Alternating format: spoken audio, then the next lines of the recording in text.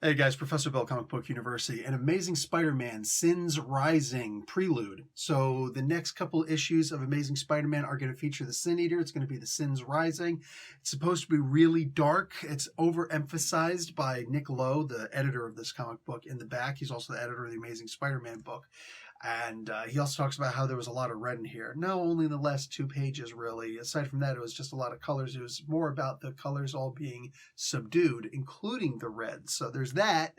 But hey, with all due respect, Nick Lowe does a pretty good job with everything. But when he does his letters, I just kind of look at it as, oh, Nick Lowe wrote a letter. This is going to be cringy, isn't it? This one wasn't cringy. It was just, there wasn't really a lot of information in there. So the big question is this book worthwhile getting? Because Prelude, you know what this is going to be, and it's exactly what you think it is. It's just an origin story for Sin Eater, which we already have. I don't know if I actually put out a 10 things about the Sin Eater. If I did, good on me, because I know I started making one. Sometimes I get so busy with all the, actual things that make me money instead of YouTube videos, which is essentially just free content. I barely make anything off of those. But including this, but for the most part, they're just fun to make, So if I didn't do that, then I don't need to. You could just get this comic book. It's going to tell you pretty much everything you need to know about the character of the Sin Eater, which was a really fun character because it shows how just a regular guy with a goofy green mask, his boots were the wildest thing about him, and a double-barrel 12-gauge is able to give Spider-Man a hard time. Bruh, I'm saying they were good times with great storytelling back in the day. Anyway, let's get to talk about who made this comic book and if it's even worthwhile getting on the 2 different factions of if you know who the character is or if you don't know who the character is. Let's go. So Nick Spencer is the writer. Guillermo Sana is on art. Jordi Belair is on colors. VC's Joe Caramagna doing the letters. Ryan Oatley and Nathan Fairbairn doing the cover. Boss Logic does the variant cover. I don't think that there needed to be a variant cover, but what do I know? And Anthony Gambino doing the designs. So you're going to notice a scene in here where there's a hot take off of the Joker movie, clearly trying to capture some of that experience I had with it. It's cool, and it does take a slightly different twist in it, a more comic book friendly twist in it. Yeah, I'm not complaining about that in the slightest. That was actually really cool. And if it's going to remind you of the Joker and it's not going to do a bad job at doing it, well then freaking all the power in the world to them. By all means, do more of these, please. This was a fun comic book to read. Now, of course, like I said, I already know the entire history of the character, so rereading the history, it's just a quick refresher for me, and I am not angry at them for doing that at all. Will you learn about this character if you don't know about the character? Yes. Yes, you will, in a really great way.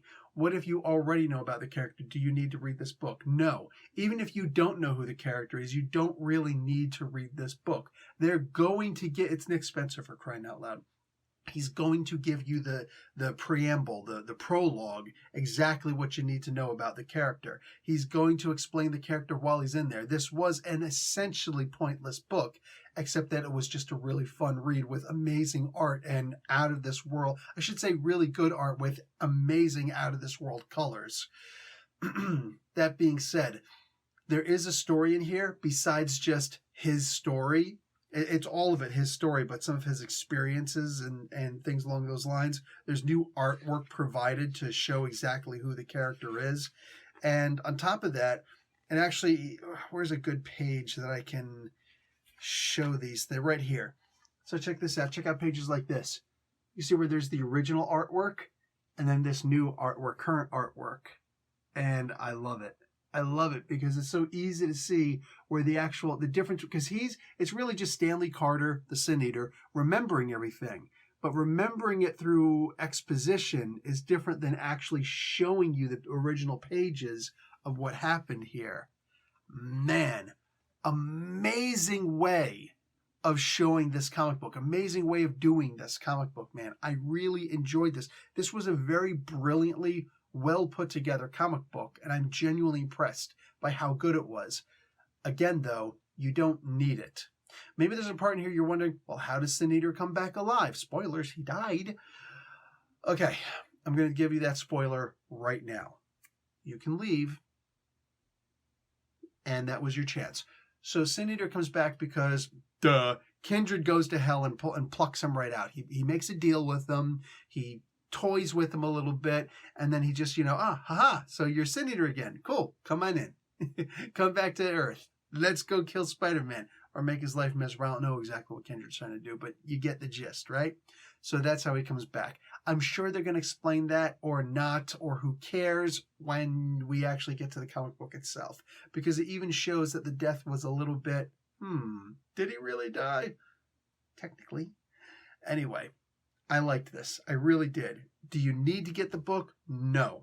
Under no circumstances, no matter who you are, you do not need to get this book to understand that is actually a reason why Spencer made this a separate book. But if you did want to get the book, I don't think you're really going to be disappointed because it was a fun one. And it's going to be, in my head, it's probably going to be more fun knowing that you're reading this just to catch up on who the Sin Eater is. Great stories. They tell you where to find every single one of those stories. If you want to jump on eBay or go to your local comic book store and pick up those issues or just, Marvel app it or whatever. But all of them good stories. You can get it here. Beautiful. This is by itself a complete story. And it also gives you a good, little up to do about what's coming up next if you weren't looking at all the little inserts that they have in the comic books. Anyway, guys, that's going to be it for me. Hey, turn your phone sideways and tap that like button. I'll talk to you guys later. Professor Bill, Comic Book University. Class dismissed.